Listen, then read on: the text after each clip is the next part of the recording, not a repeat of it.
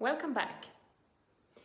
This time we're going to be talking about the importance of self-coaching, leading yourself, and managing change.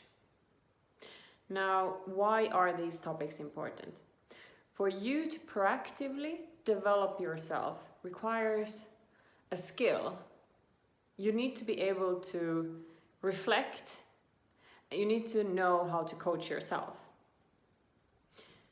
In a good scenario, you also have an outside coach that you can rely on and that will give you support.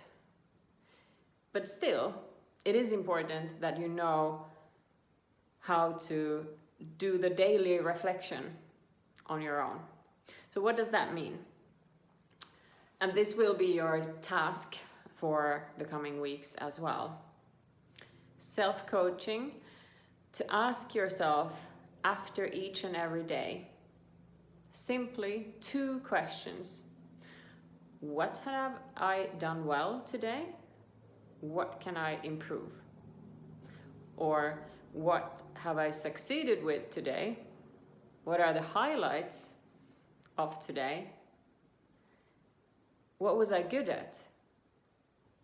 And on the other side, what could I do even better? How could I further develop myself? What should I do to avoid perhaps a situation that didn't go so well? You see, the structure being first you analyze the positive, then you start focusing on the future development. Rather than doing the opposite, which is so easy for us human beings to do, is just to dig in deep into what did I fail at. We're so curious about failure that we forget about our strengths. And this does not mean that everything should be positive or purple, pink, sun is shining every day. No, we're there to develop and learn. Hence, do we also need to understand our strengths? Because if you don't have a baseline, you don't know where to go next. Another topic is leading yourself. Goes hand in hand with self-coaching, or is part of self-coaching.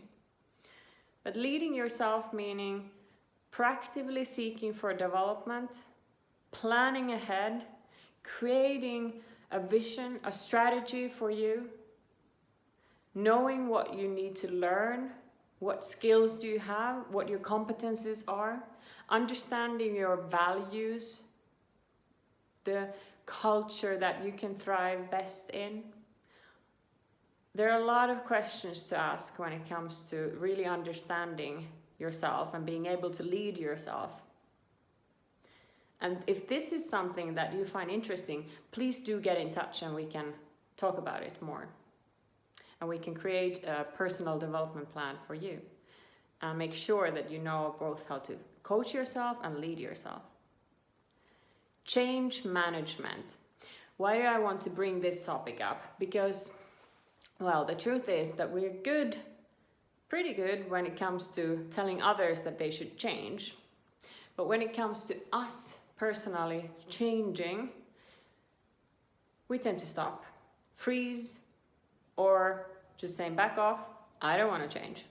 Change is difficult. It's difficult to go outside the box, try new things, especially if someone else is trying to force you. But even if you're telling yourself that, okay, I'm going to take the next step, I'm going to do this differently from tomorrow onwards. And tomorrow comes and you still might go back to the same old habits. Because something in your head is telling you, no, don't do that. It's much more comfortable here. So fear is really blocking the change. And there, all these tools that we just discussed, for example, self-coaching, will help you to tackle that as well. Because you need to have a constant feedback loop when you're creating change. Every single day, remind yourself of the steps taken already towards the outcome that you desire. or the new behavior that you desire, the new habit.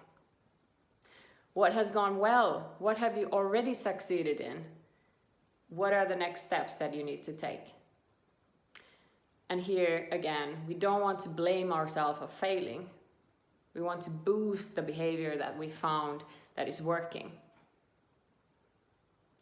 So it is about managing your own brain. So your task for this coming week is to ask yourself those 2 questions every single night or at the end of the business day. What have I succeeded in? What could I develop further?